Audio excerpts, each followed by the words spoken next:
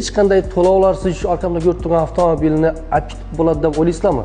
Albatta bo'ladi. Videoni oxirigacha ko'rsangizlar, batafsil ma'lumot berib o'taman. Depal S07 avtomobilini siz oldindan hech qanday pul to'lamay turib rasmiylashtirirsangizlar bo'ladi. Bu nechik bo'ladi? Siz kelasiz va bemalol shurda shartlari bor, shartlarini bajargan holatda pastda nomer qoldiraman. To'liq ma'lumotlarni olsangizlar bo'ladi yoki siz oldindan 50% ni to'lab turib ham avtomobilni xarid qilsangizlar bo'ladi. Ya'ni avtomobilni oldindan 50% ni to'laydigan bo'lsangizlar, o'zini umumiy avtomobil pulini bo'lib to'laysiz. Hech qanday foizlarsiz.